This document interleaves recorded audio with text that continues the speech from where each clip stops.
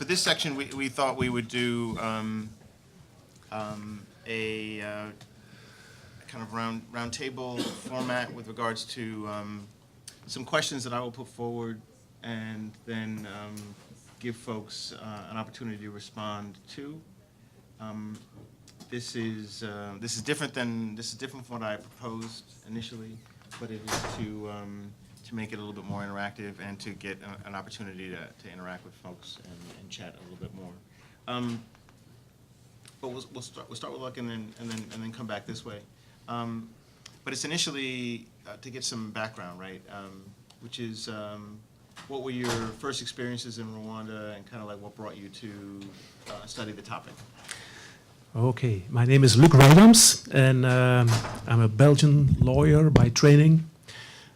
Came to this country in '92, followed my wife, who came here for a PhD, and then got a job offer at Notre Dame, and so it was mid-1990s when I had to reinvent myself, and I took the opportunity to do a PhD, a JSD, at the Center for Civil and Human Rights at the Notre Dame Law School, and which I started in '95. And so you see the timing. '95 was either it would have been on South Africa, or it would have been something on former Yugoslavia or Rwanda. And since I'm Belgian, it was a very easy choice. It was Rwanda, also because of the many Rwandans in Belgium and the prosecutions, the trials there of Rwandans who had left Rwanda after 1994. So that's how I started covering and writing up case notes, publishing notes, semi-articles about trials of Rwandan Genocide, as they are called. And then I did an internship 6 months at the ICTR in Arusha, got an insider's view, wrote some more case notes or Nope, we'll get to that. Sorry? We'll get to that. Okay. This was initial experience. What brought you to study the topic? What brought me to study the topic? Yeah. I went from the juridical to the politics.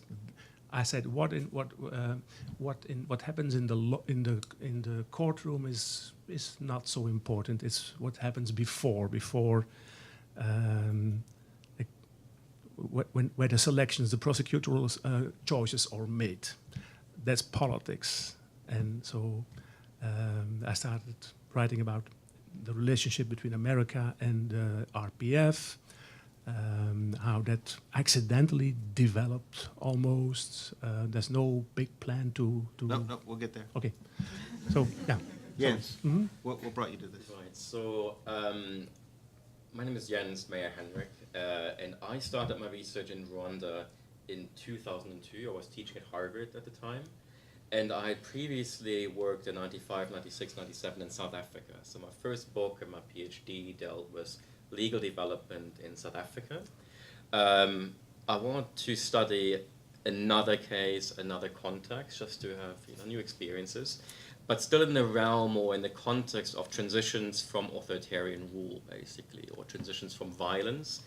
Rwanda was one of these cases that came to mind, especially because in 2002, or shortly before, just as I finished my PhD at Oxford, was a country that was beginning to experiment with transitional justice, with a supposedly ingenious way of coming to terms with the past, what was these kinds of gacaca courts as they became known. And I went there in 2002 to study them, and I took with me 6 Harvard undergraduates to teach them research techniques in the area of human rights, and then my research carried on from there. But it was 2002, trying to understand this new way of dealing with mass violence by way of law that brought me to Rwanda.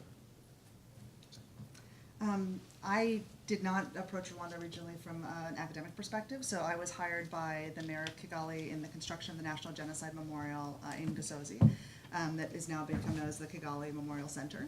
And I was head of the project that was designing the documentation center that was part of the museum and memorial. And so started to think about and ask questions about issues of memorialization, memory, reconciliation, And then from there, tried my hand at development work in Rwanda. That did not go particularly well because I asked lots of questions like, how do we know this is going to work, or what are the long-term impacts? And particularly in the early 2000s, nobody was asking that in development work, so I was told to go back and get my PhD. I went back and got my PhD, but was very much motivated at the time by questions from Rwanda. Right? I wanted to know if Gacaca was going to work, what reconciliation actually meant, how did you stop cyclical patterns of violence. And so, more or less, my research entirely from that point on has been asking those questions, both in Rwanda and outside of it. Myself, it was briefly a function of kind of opportunism, an opportunity to go to Africa, but also kind of guilt. Because thinking back to 1994, I was not at all interested with what was taking place in Rwanda. I was, like most Americans, I think that's either Jean-Benet Ramsey or OJ. So I had other things that were on my mind at the time, and I had just started working at the University of Houston. So my going to Rwanda and getting interested in the first place was to kind of make up for that. Second question is, one of the reasons for thinking of this particular panel is you've all engaged in different types of research concerning Rwanda over time. So can you describe the different efforts and the different things that you were interested in? Not your findings per se, but what it is that you studied, what it is that you looked at. Behavior, attitudes, what did you use to study these particular topics? They're as surprised by the questions as you are. I tried to deconstruct the generally accepted narrative. That's what I started doing after 2010, after some acquittals, spectacular acquittals before the ICTR, and I said, and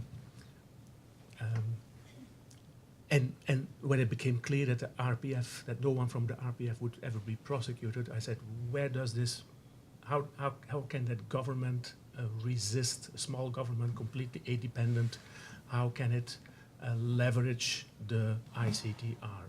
Where does the power come from? And that is, one answer is, well, there's a very powerful narrative from which it has extracted a lot of political capital. So a lot of political capital based on a powerful narrative. Where does a narrative come from? So that's what I did between 2010 2012. No, a bit later, deconstructing the narrative, going back to all the first reports about the 1994 genocide. In my case, so my focus has been over the years on two different institutions. There's law on the one hand, and there's memory on the other, and both have a strong bearing on the development of the country in the last 25 years. In order to get a handle on the operational workings or effects of these institutions and their change over time, I deployed a variety of different methods. I worked ethnographically in a number of different communities over an extended period of time in order to be able to interpret the kinds of hunches I had about the workings of law and memory, and to see if they actually hold true within a given cosmology and way of living life, so that I wouldn't, from external experience, impose a certain way of seeing the world. I wanted to make sure inductively that my hunches do not sort of obscure more than they illuminate. I combined that with also structured, semi-structured, and unstructured elite interviewing as well, because I was interested in questions of institutional choice. Why do the rulers of Rwanda, the party, the government, and so forth, why do they make choices about, say, transitional justice, about memorialization, about the constitution, about the electoral system? Where do these choices come from? How are they made? And for me, I felt that was important to understand before I can get to assessing effects over the long run as well. I needed to understand the agents, the preferences, strategies, and outcomes. And then relatedly, in the last comment, as far as memory is concerned, I did some of these methods as well, but I complemented them with visual ethnography. Earlier in a lecture I gave here, I used a lot of images in my work, also in order to document as snapshots what Rwanda was like in a given commune at a particular moment in time. And mind you, they are just snapshots, right? But what's interesting is, and some of you who have done work there, or those here who have, the country is constantly changing.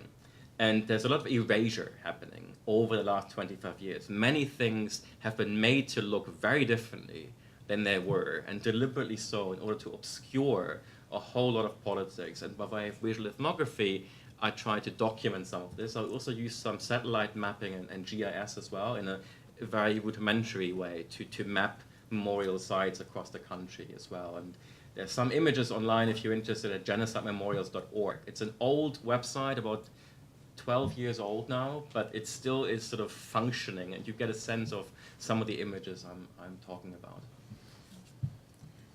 Well, I've been motivated from the very beginning of these questions about reconciliation, and so I started working on a project that looked at people's conflict experiences and how that impacted their interaction with the Gacaca process, or the community justice process in Rwanda.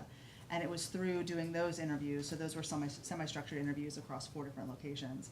It was through the course of doing those interviews that I started to hit upon experiences that weren't being captured in the Gacaca process, so that were outside in some way of the conflict narrative or the conflict frame in Rwanda. So I became incredibly interested in those stories, both in terms of the lasting impacts of that exclusion, but that then drew me to a more institutional question about why Gacaca wasn't including those particular voices, right? So in part, this question of how Gacaca was chosen in the first place, but less the institutional choice and more the structure of the institution itself, right? Why did it look the way it looked? And what impacts was that having in the long term? I also do a lot of quantitative human rights work, so have looked at, with Christian and Priyam Chavarty, this question about exclusion in Gacaca, looking actually at Gacaca data and Gacaca prosecution, so who ends up in Gacaca and who doesn't. And then I've done a lot of quantitative work on cataloging different judicial processes during conflict. So things like human rights trials, reparations, truth commissions, purges, exiles, and amnesties that are used both during and post-conflict. So thinking about these both broadly in terms of transitional justice mechanisms, but also the institutional decisions that governments make while conflict is ongoing to either use these processes or not. I was interested in violence initially, kind of like who engaged in what activities in what particular location at what particular time. The way that I was actually able to get that funded was the kind of Schindler-esque kind of question, like who was participating in saving individuals at particular places at particular times, the Oases of Humanity, which was the name of that particular project. And then became later interested in the after effects of that particular violence for different things. The paper with Cyanne and Priyam is the after effects of the violence on subsequent prosecution, but also interested in the after effects of violence as it relates to the RPF's ability to kind of establish and maintain order. For this, also did interviews, focus groups. We did 2 surveys in Butare and Kigali, Rural, and then some content analyses of different types of reports. And my website, also slightly old, but will now be updated with a bunch of stuff. Genodynamics.com was something we put together to basically try to put forward as much information as possible about the violence and make that as transparent as possible. The third question concerns what findings have you pulled out from your research that you believe are kind of like the most interesting and or impactful? Yours is easy. You talked about it earlier, so yeah. Today, this morning? Yeah. Oh. I mean, you clearly have other ones as well, but why are you being modest? This is it. Sure. Yeah. I'm stuck in the 1990s, really. I don't look at transitional justice and the state building afterwards, and I try to analyze, go very deep into the facts of the 1990s, 94, 1998. So this morning I presented a paper here titled Hidden Violence, : Rwanda's male deficit after the 1994 war and genocide. Yeah, so there has been a lot of discussion about absolute casualty figures, and some people have gotten into hot water by writing about that. I stay away from absolute casualty figures. I look at, on the basis of censuses of 1991 and 2002 at excessive male mortality. How many more males than females died? And that we can establish with a reasonable certainty. And then I inquire about the reasons of the excessive male mortality, which is about 173,000 or so, more males than females die. But what can explain that? The war, the battle between RPF and the Rwandan government army? No, that was a war between two armies of 20 to 30,000 strength. And the total casualty was 14,000 or so over 8 years. That's still one in four, but certainly there cannot have been tens of thousands of male military casualties. So we have a problem, because genocide is carried out, as the word, according to the literal meaning of the word, indiscriminately. It's killing a people without discrimination. It's everybody. It's women, it's adults, women and men. It's children, and it's the elderly. To be very crude, if you after the Holocaust did not distort the sex ratio of the German population. It was the war that distorted the sex ratio of the German population, because the Holocaust killed Jews indiscriminately. So, in Rwanda, if we think about the 150,000 Tutsi survivors, that's a very small population on a total of 8 million. First, you know immediately this cannot explain the distorted sex ratio in 2002, the male shortfall. And then we look at we reconstruct the sex ratio of the surviving Tutsi population, and then we see that there were 20,000 more males than females were killed Tutsi.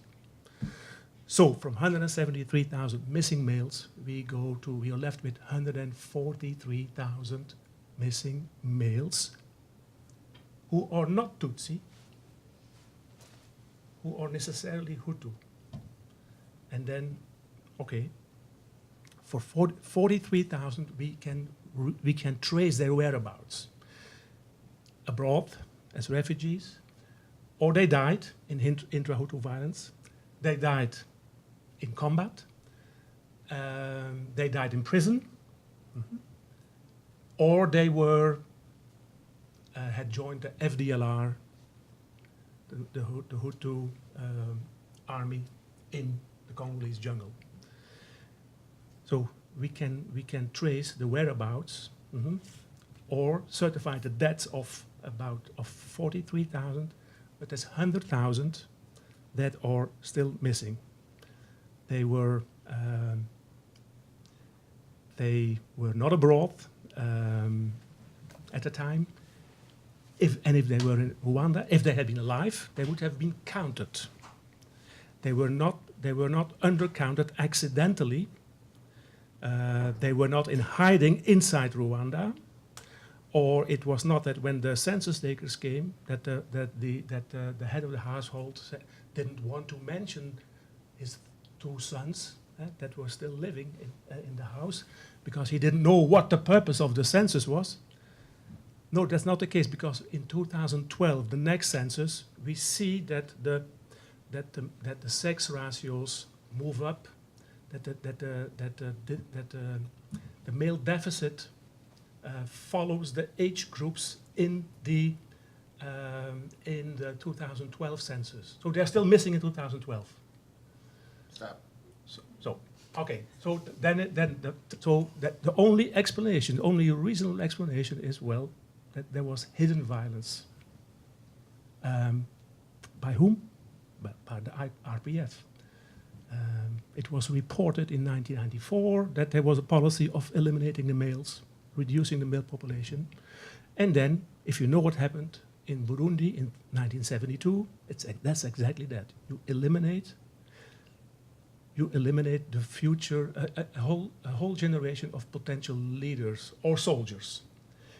And what I want to point out is that 40% of the 100,000 missing were adolescents or young adults in 1994. They were between age 13 and 21, 25. So that age group, that is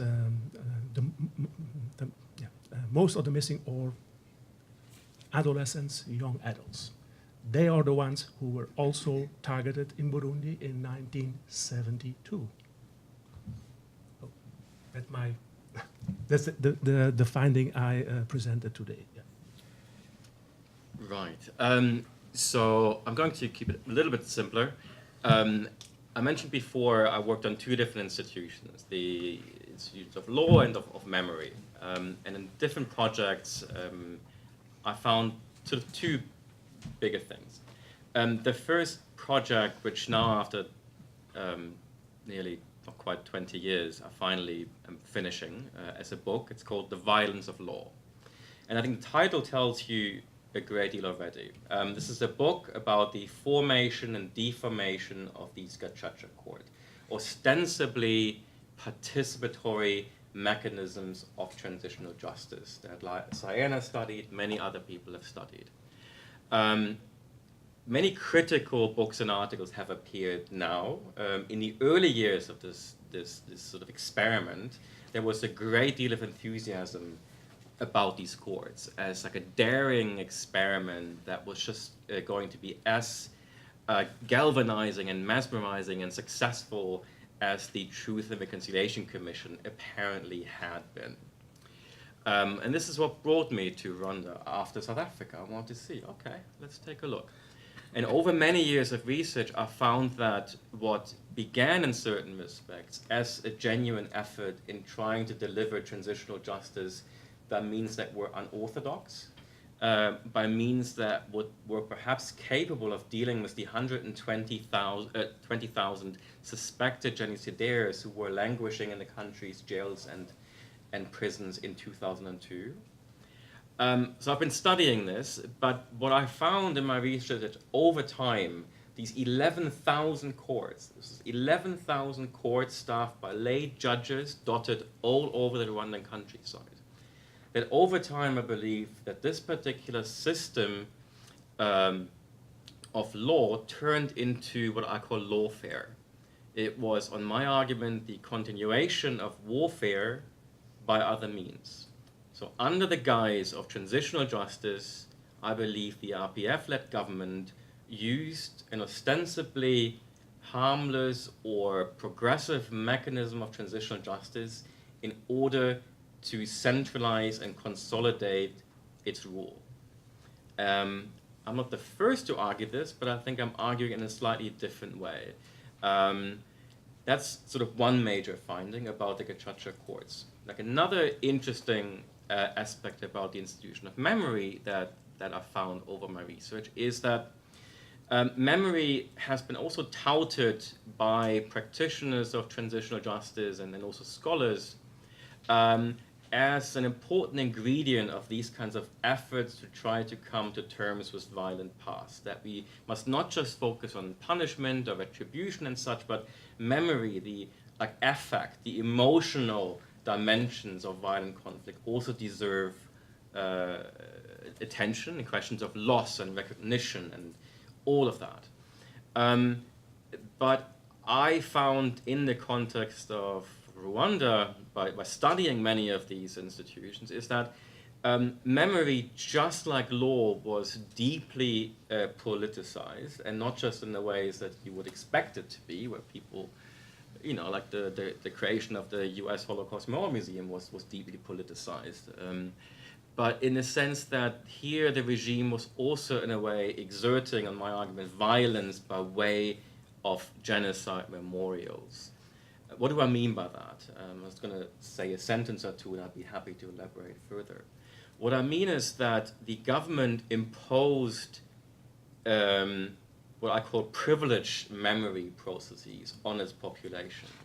For example, in Rwandan culture, it used to be the case that you would, for instance, bury loved ones near your homestead, or under your homestead even, depending on the cultural practice and in a given part. This initially out of questions of hygiene after the genocide, the government understandably prohibited because it could have at least led to major calamities.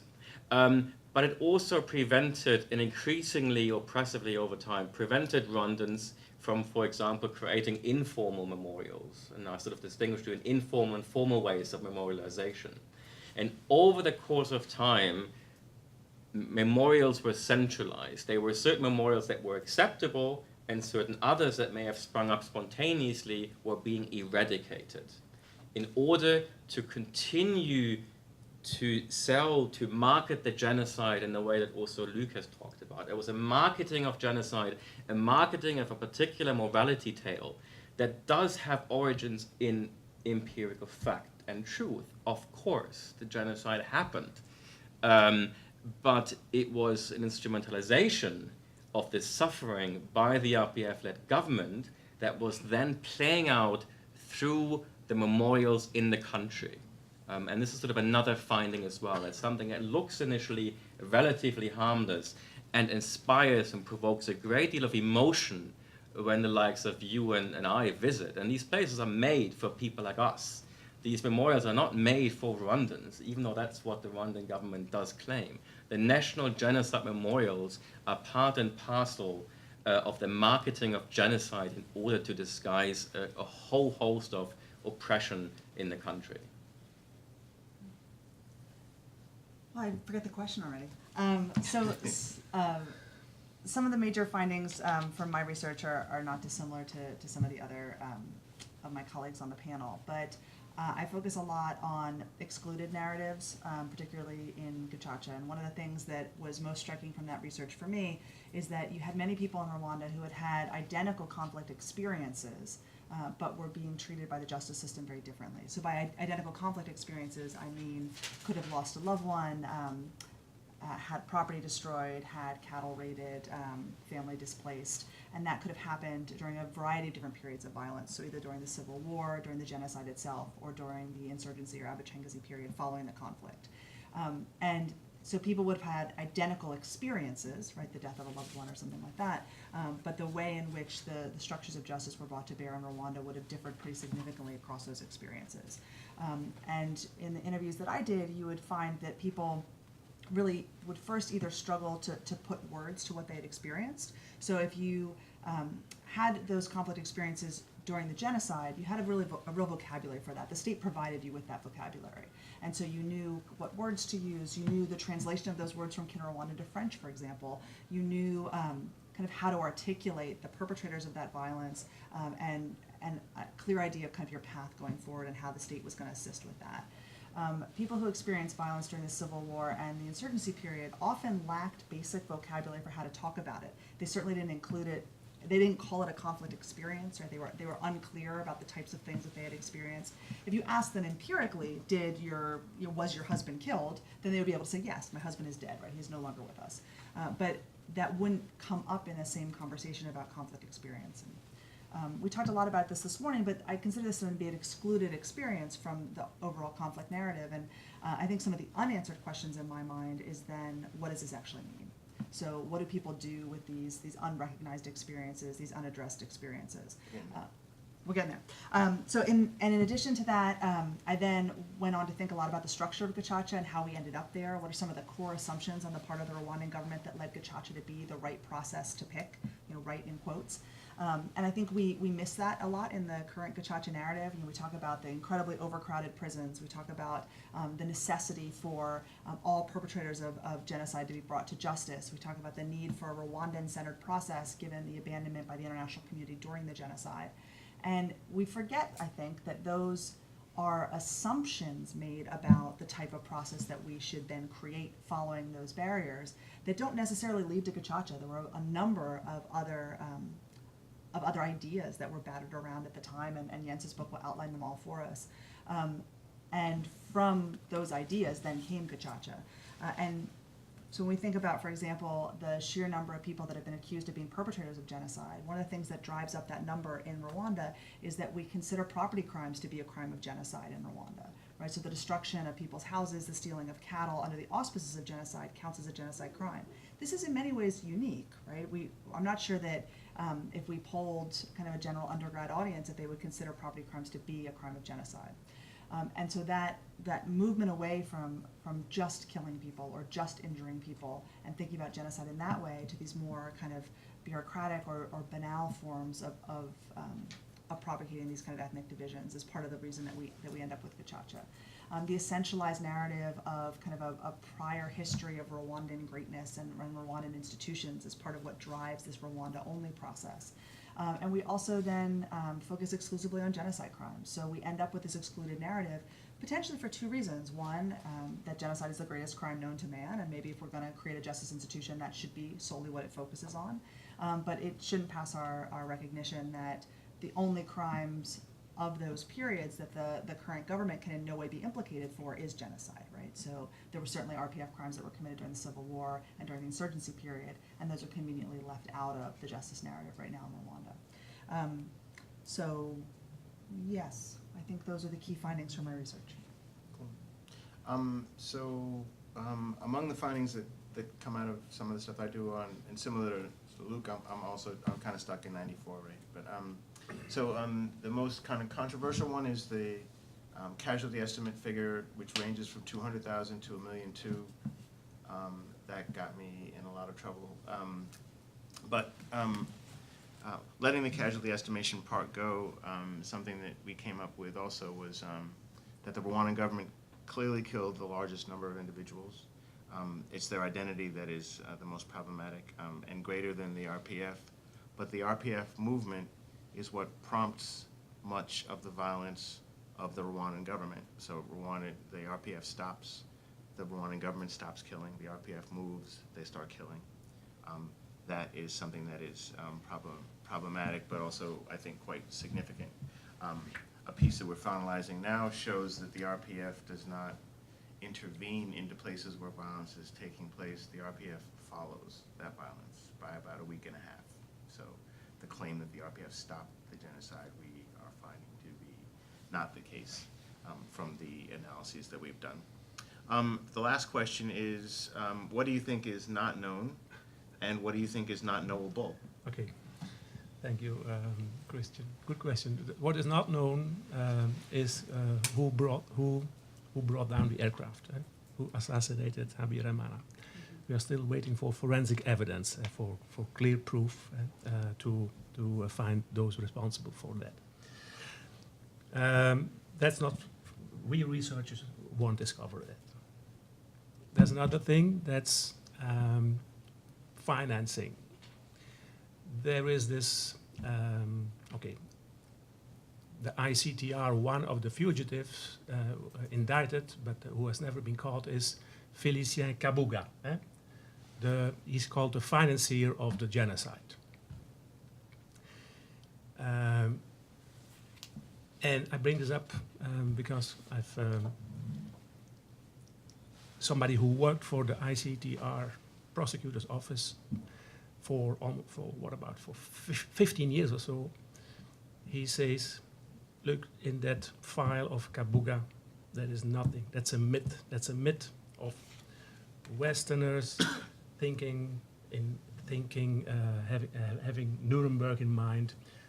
So we need a media trial. We need a government trial. We need a military trial, and then there must also have been a financier. Mm-hmm. But finance what? Finance what? The army was financed by the state budget. Mm-hmm. Then they say, well, the Interahamwe militia. Interahamwe militia were recruited from mid-1993 on. So for a year you had to train them and to pay them something. Mm-hmm. But they didn't need any special weapons. Well, they had clubs and machetes. That doesn't cost a lot of money. Mm-hmm. buying 50,000 machetes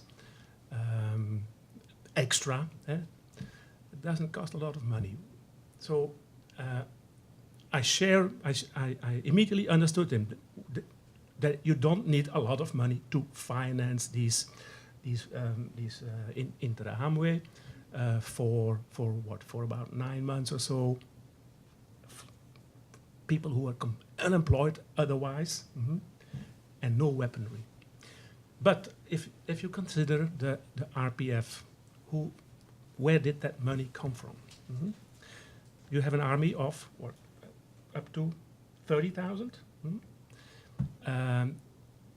from 1990 until 1994. You have to pay for these troops. And they need more than machetes because they are fighting the Rwandan government army. So they need really real hard military hardware. Expensive. It's always said that the RPF collected taxes from the diaspora, but that's a small tax basis. 500,000 people.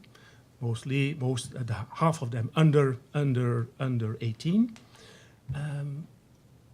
Most Tutsi diaspora in Uganda, in Congo, in Burundi.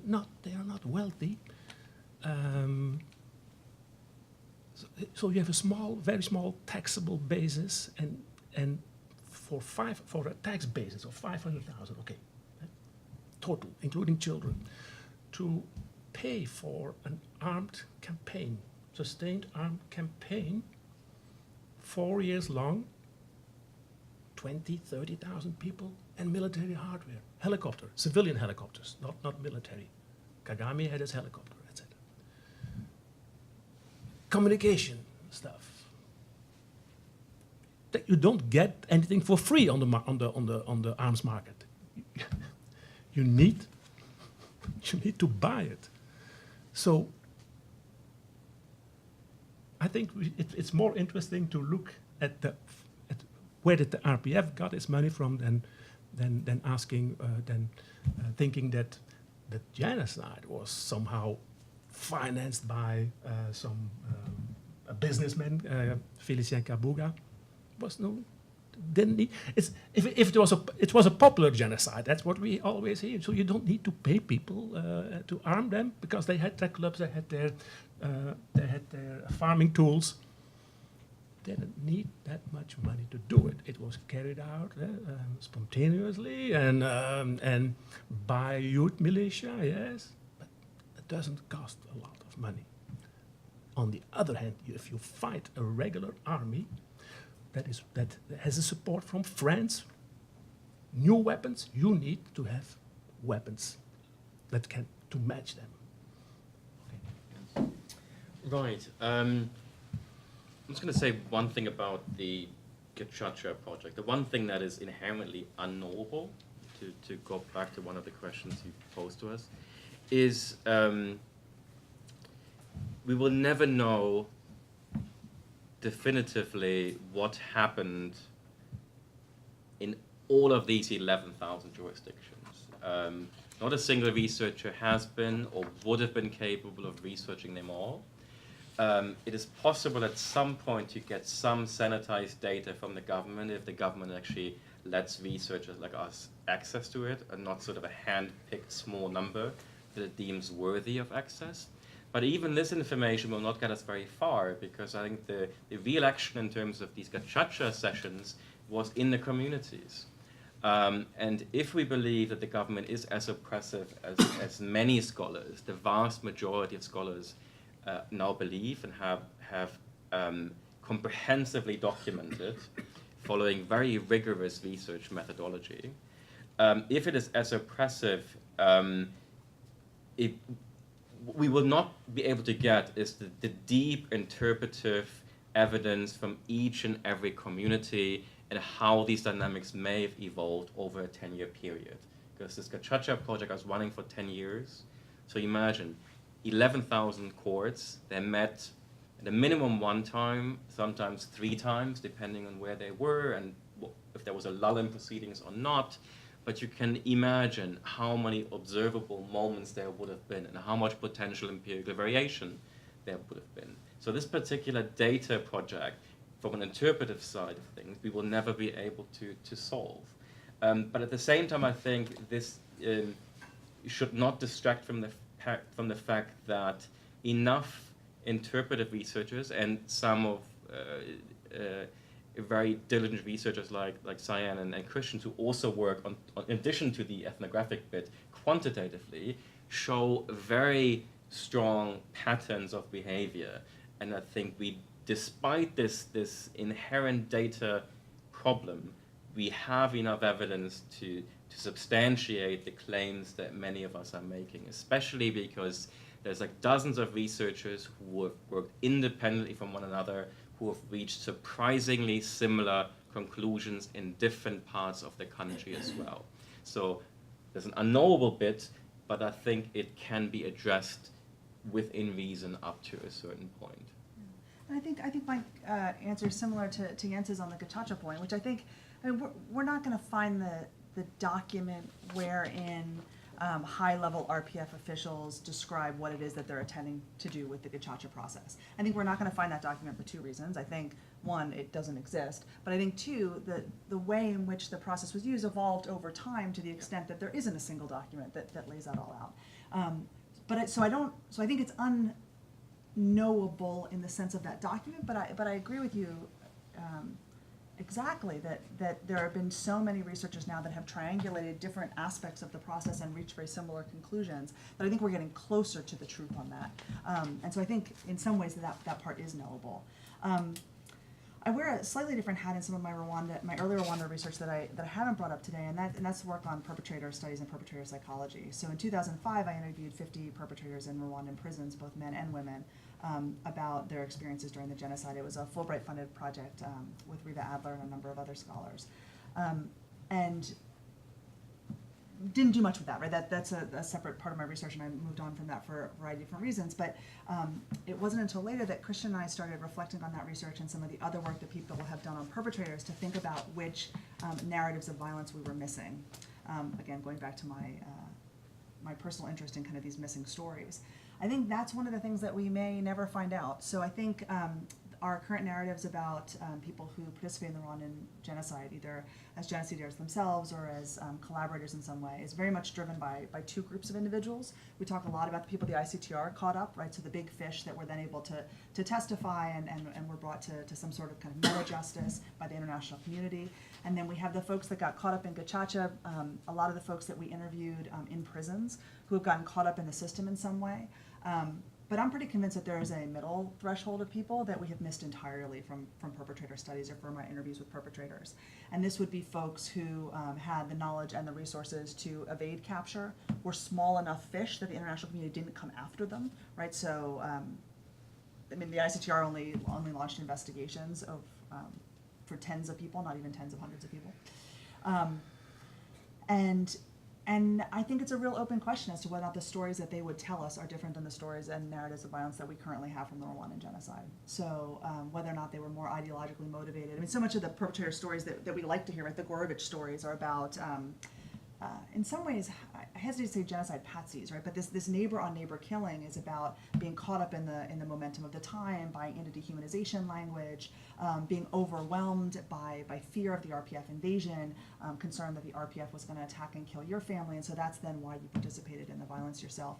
And so we've written out some of these broader narratives about ideology and real kind of committed ideologues and people who were passionately and committed to the violence. Probably people who ended up in the FDLR, people who ended up in Congo. We also miss a lot of the army narratives. So very few of our perpetrator studies are talking to ex-FAR, right, ex-Rwandan army officials who participated in the violence. But when you look at some of the big events like Murambi and other large-scale sites of killing, we know that grenades were used there. We know that there were semi-automatic weapons that were used there. Right? They weren't the machetes. When you actually look at the death numbers, when we think about the number of people that were killed by machetes, we're accurately accounting for tens of thousands of deaths. We're not accounting for hundreds of thousands of deaths, right? I mean, people will talk to you, I mean, the human rights reports are clear, right? There were bulldozers at these sites, there's heavy, heavy machinery. We never talked to the people who were driving the bulldozers, right? We never talked to the people who were supplying the grenades. We've lost them. And I think those are lost forever, right? I'm not sure that we ever find those people. And so that's the part of the story that we may never actually hear. So why did they show up in the first place? How were they financed? Why did they want to be there? Questions? For Jens, so you talk about the violence of law, right? And I haven't obviously, do I have to use that? Okay. I haven't obviously read the book. And the question now, the last question is about the missing narratives.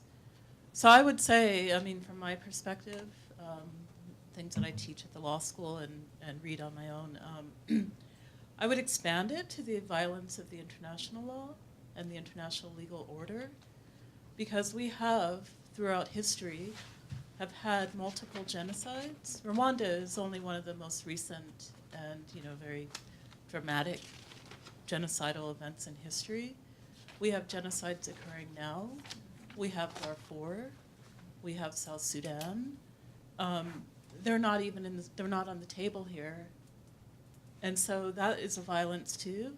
The fact that the international community seizes upon certain genocidal episodes to make a narrative about it, but the international community is also part of the narrative, and they're part of the missing narratives as well.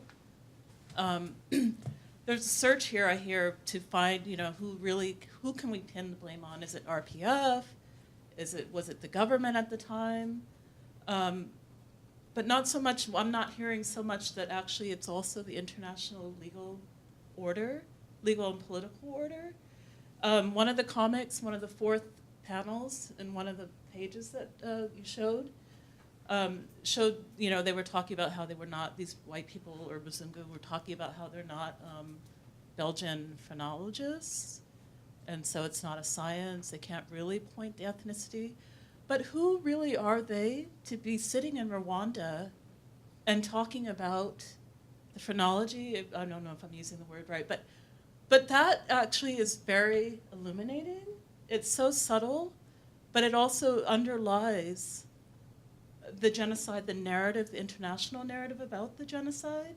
The violence of and I'll stop soon, but the violence of international law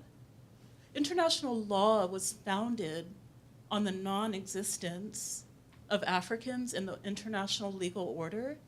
International law only belonged to Europeans until, after the Berlin Conference.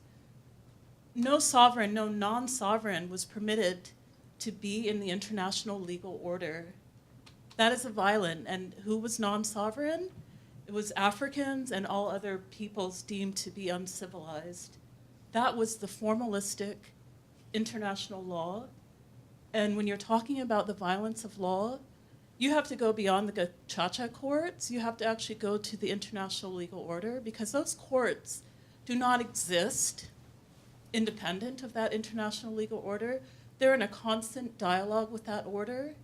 They respond to that order responds to them. And that's why you get these so-called dominant narratives. But the silences, too, are very deafening. They're piercing. So the Darfurs, the South Sudan, Congo, why were there no genocide courts? We can talk all we want about what happened in Rwanda, the details of it, how many people died, the justice, transitional justice, but the fact that these are occurring in so many other places, the silences is also part of the narrative. You can't look at, in my opinion, you cannot look at Rwanda in isolation from the international legal order and from the history of the development of international law and colonialism. You just simply cannot address it. And I think it creates awkwardness, I think, for you as scholars, because you are Western and European, and you're not also separate from that system. So that's not a question, but commentary. I took it as a question. Anyone else Yeah. want to respond? I mean, I have this. So part of my response is, in terms of identifying the perpetrators, this is in part an issue of to try to figure out exactly who needs to pay for it. who should be held accountable. So I'm less law than I am kind of related to Luc's question about like the RPF invades from Uganda. They are paid and trained, and that starts everything. So identifying exactly who sponsored that, where they got the idea for invasion, where they got the support for the invasion. I'm not sure. Uganda is supported by the United States. Yeah, precisely, and that's where I'm going. So I'm just like, so it's not all about law. It's about what the United States and what other countries wanted to have happen in East and Central Africa. So that's where I'm drilling down to try to figure out exactly where these people came from in order to kind of like and thus why that issue is so important. So we put that dynamic of, okay, well, we basically like access to Congo, and we like you to basically facilitate that for us. That's a couple of people have that particular understanding. That's not clearly just related to law. That's related to resource acquisition and a host of other issues with regards to political and economic stability in the region. And so that's one of the reasons for following this line of inquiry with regards to kind of who did what to whom. And I definitely don't view this stuff in isolation. My new book is on all atrocities from '76 to the present, so I'm inherently comparative. But the 25th anniversary of all those killings weren't that day, so I'd like to have one of these sessions on all of those killings. We don't normally have that type of environment or space or time, right? By you saying that, that means that the African Studies Centers are more than willing to support that effort, so I'm definitely going to take you up on that for the next series of killings that I have coming up. I don't carry the purse, sorry. Oh, okay. But if anyone else wants to respond with regards to the law. So you presume, I think, to know where we're coming from. So I'm entirely sympathetic to what you're saying because I'm actually working within critical international law. And these kinds of positions you articulate are articulated all the time, everywhere. In elite law schools, David Kennedy at Harvard Law is saying these kinds of things. This is sort of the third world approaches to international law. I've been saying this for decades. What you're saying is acknowledged in leading scholarship. Matti Koskiniemi in Helsinki says exactly that. This is not news at all. But I'm entirely with you. I share your concern about certain things not being addressed. And there are long-term consequences that stem from the structural inequality of the international system. And this manifests itself in international law, and this is something one has to take seriously when talking about the ICC, which is also something I work on. But I think that doesn't mean that we have to weigh up one violent episode or outcome against another. It's not a hierarchy of suffering. I think we are entitled to study all kinds of different empirical phenomena without necessarily then... No, I wasn't saying there's a hierarchy. You cannot order genocides. But right, but you suggested I shouldn't be studying the violence of law. Studying it, but what I'm saying is the cases that we don't hear about. You're talking about the marketing of the genocide and the narrative. Okay, let me give me a chance to respond as well. Marketing, right? Okay, may I respond as well? Thereof. Since you took a fair amount of time. So let me respond. You mentioned Darfur. The Darfur conflict provoked the single largest social movement in this country after the civil rights movement. So you're saying that this conflict didn't receive any attention? I find peculiar, especially here in the US. The Facebook causes function, Save Darfur, was the largest Facebook causes operation ever in history. And I studied this. I got from Facebook 1.2 million user data and correlated that with the Save Darfur campaign. So for you to say that we didn't talk about the Darfur conflict, I find very, very strange. I'm not quite sure. There were no trials. But there were no trials. The first announcement by the prosecutor of the ICC was, and this was a misstep, was the indictment of President Bashir of Darfur. So that's what I'm saying. There's ample evidence to suggest that the narrative you are painting is just blatantly, if not wrong, at least completely incomplete. Darfur, out of all of these cases, received massive attention in media and in international law. And there are many flaws surrounding it. I think it shouldn't have received the attention in law, but I think it did. So, again, this is just coming back to suggest that, because implicit in your critique was that we are missing something out, that we are picking and choosing in furthering our research agenda, and we are not. We are doing multiple things, and I think you can have constructive conversations about the violence of what a government that happens to be black is doing in Africa, and about international law that's dominated by white people who look like me. I think we can have both of these conversations at the same time. We don't have to choose to have one or the other. And I just wanted to go back to Christian's point. I mean, I think, all of us would consider ourselves genocide scholars of some different ilk, I would think. And so we do a number of other pieces of research. We've been called today to reflect specifically upon the research we do on Rwanda. And so I don't know that it's a lack of discussion. I think there's a noticeable silence here. I think that the title on the door is Rwanda. And so we came here to talk about that and explicitly our research on that. Many of us do research on other mass atrocities and atrocity crimes. So we'd be happy to speak about that if you have more questions, but. Question?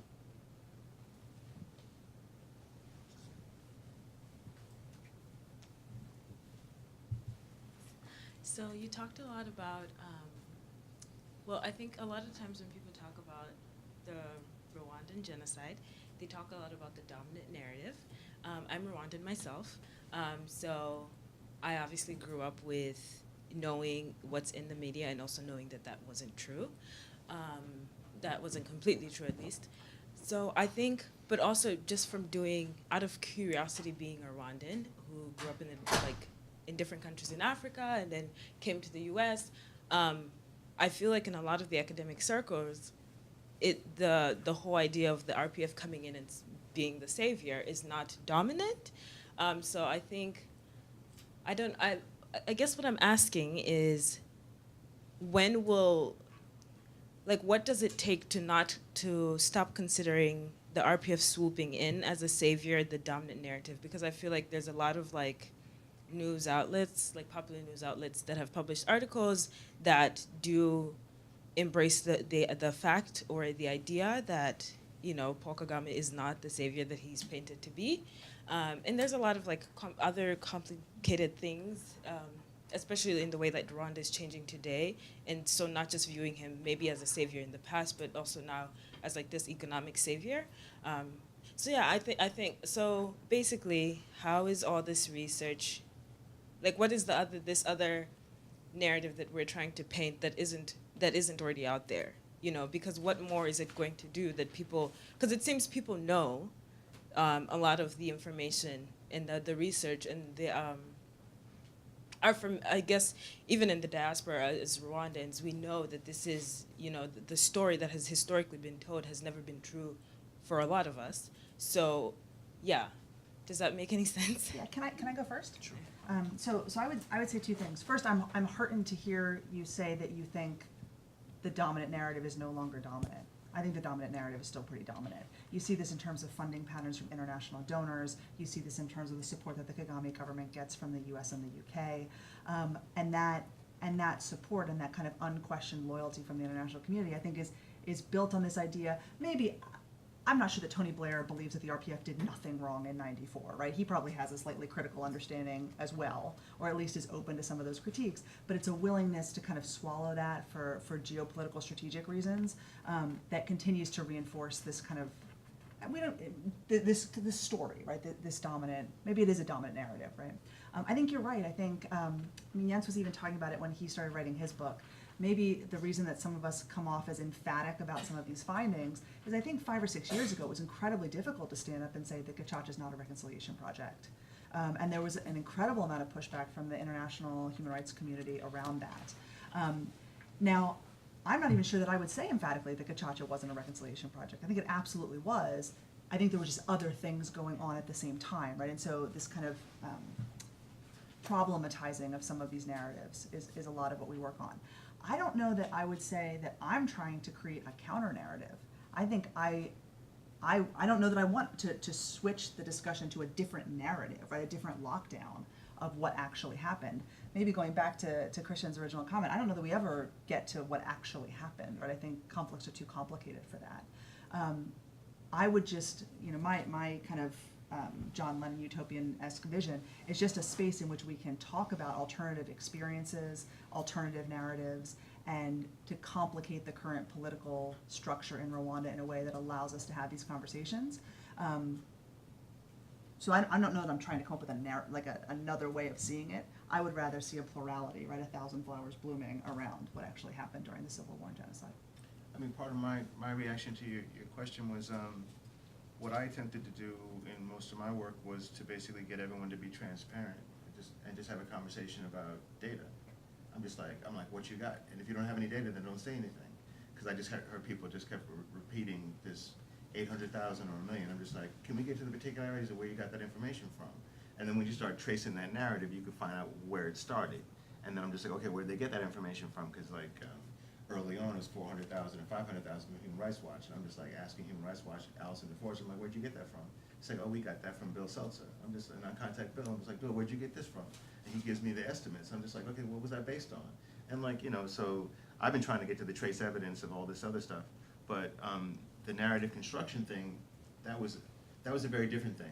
I was not, I never viewed myself as being in the interest of trying to understand narratives. I'm just like, I was trying to understand how many people died. So I was just like, I was all about like dead bodies and trying to figure out, Physicians for Human Rights had the only kind of forensic evaluation of a particular village. It's like 300 or 400 people. I'm like, okay, that's the most valid evaluation anyone has. And that detailed forensic evaluation was only conducted in one spot, and then they got cut off. So the reason why they got cut off, interesting question. Why did they do no others? Interesting question. Why did Physicians for Human Rights have removed that report from their website? Interesting question. So I've been just trying to trace the evidence and then got caught up in all this like narrative business. I'm sorry, should we be trying to figure out exactly who got killed and where?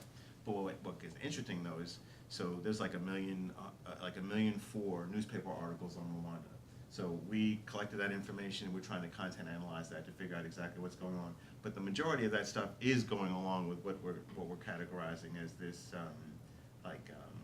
general or dominant narrative. The majority of things that are placed out, that you have a very privileged understanding of the topic, and I wish your particular perspective was distributed around the planet, but the majority of things that are being created are on this, the RPF stopped it. That's where people start, basically. And so you need to write some more newspaper articles, but then also if you look at content analyses of books, we got like a couple of hundred. You look at what those books are written and what they're saying, it's just like, so the information stream somehow is being biased in a particular direction, and we need to figure out some way to kind of compare that information stream to the more diligent efforts to collect information, like the Minister of Local Affairs. I'm like, I wish more people read the Minister of Local Affairs report.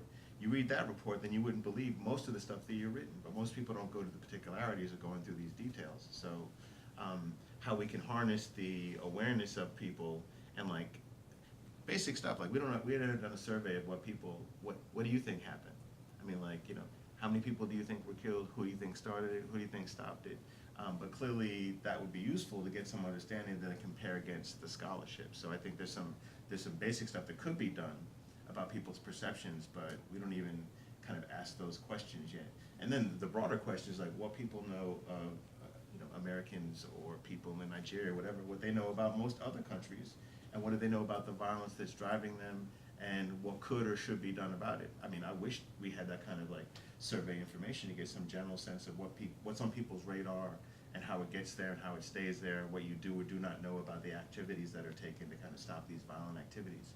But one of the things we are trying to figure out is this general corpus of information that people have generated in the world, and what that general, I think there's a effectively my naive conception is we could look at the publicly available information and derive from that an understanding of what we think is the popular perspective on who started it, who ended it, and how many people died. Those three facts I think we could basically look at and how that changes over time.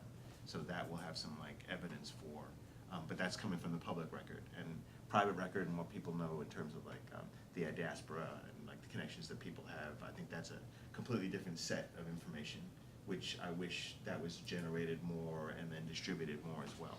So we have, I'm sure, a heck of a lot more we could discuss. But upstairs in 555, we have some art displayed. We have some comics if you wish to go in that direction. But I'd like to thank our panelists for presenting some of their work. We'll definitely follow up with a bunch of shared resources, pieces that have been written by the people that are here, but also distribute other information created by other scholars. I think that's also another public resource that would be useful if everyone's scholarship was placed together. There's something called the Cane Project on Northern Ireland, which basically has several thousand pages worth of information regarding everything that's ever been written on the topic. I'm trying to compile something like that for Rwanda as well.